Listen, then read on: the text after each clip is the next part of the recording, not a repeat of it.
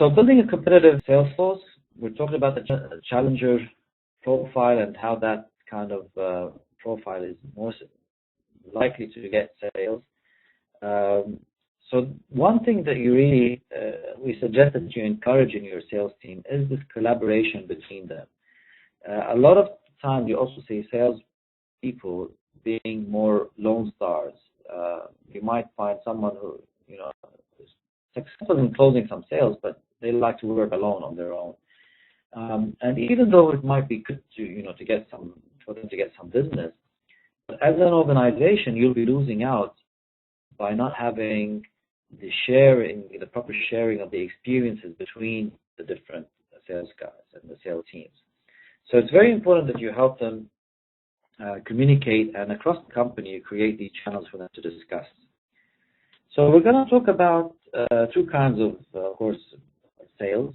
One is business-to-consumer sales, and the other one is business-to-business sales. So starting off with business-to-consumer sales, we'd like to summarize, if you've got a retail shop or if you are selling directly to consumers, you're basically doing one of two things.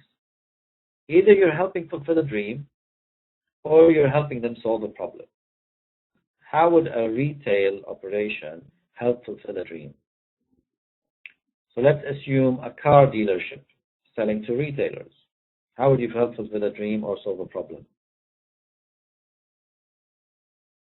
So if you're a car dealer and you're selling, cars to someone, depending on what that person wants, do they want the convenience of a car to get them across because they do a lot of traveling, living in the UAE, they travel between Dubai and Abu Dhabi a lot, so they need something that is comfortable, reliable, travel these long distances. So it could be solving a problem when you provide them with a solution with a car that meets that requirement. Or if there's someone that wants to, feel good and they've always looked forward to their dream car, so you'd want to sell them something that actually fulfills that dream. So in the car example, it's quite easy. So, someone who wants the dream, he could buy a fancy car. If they want a convertible car or something that's fast or whatever that looks nice, or solve the problem in terms of convenience. So Jawad is saying participate in the 911 Porsche tour worldwide. So that is a dream. So how can you, if you're selling cars and Porsche, this is what you can tap into. If you look at also Harley Davidson has been a great company in selling dreams, not solving problems. I mean, the Harley Davidson bikes are not necessarily solving any problem, but they help fulfill a dream and they give an experience. Boil down any kind of retail business, something that sells to consumer, you're doing one of these two things. And if you have any other point of view, then if you can find something that doesn't do that. So Filikan is saying it depends on the products also. Example, Rolls-Royce is a car for moving from point A to B. Is it that? Do you think that, again, by someone buying a Rolls-Royce, they are buying it because it's solving a problem? Actually, it's helping them fulfill a dream. They want to feel a dream, sense of achievement.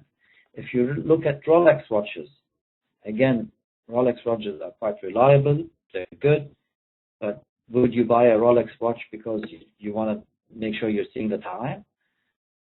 It basically, you buy it because it helps fulfill a dream. The tagline for Rolex is a crown on every achievement. So every time you buy a Rolex, you feel you've achieved something, or you look forward to buying the Rolex because it helps you, mentally think that you've got to a stage where you have fulfilled a dream. You've accomplished something.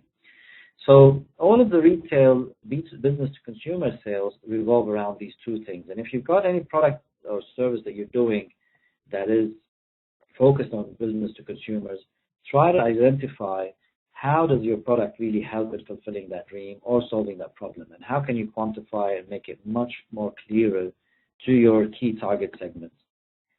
On the other hand, when it comes to business-to-business sales, it's a bit more complicated in terms of what we're providing. What do you think we're selling when it comes to business sales?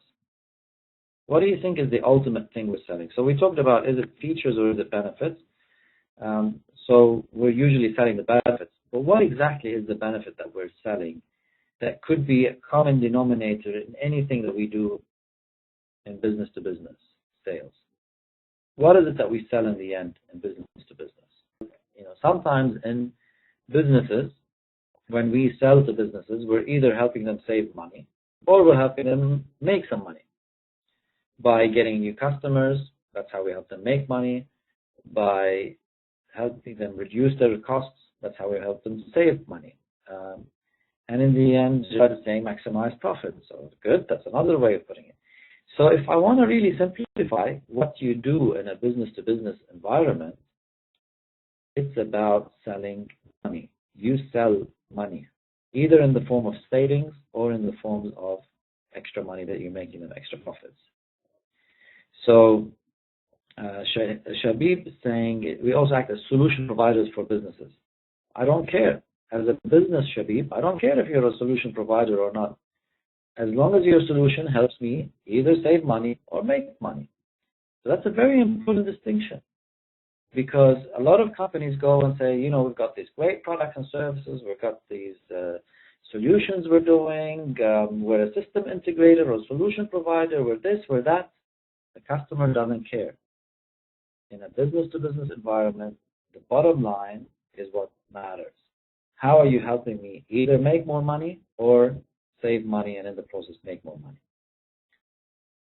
Absolutely, Shabib. So that is the key thing. You got to link it back to saving money.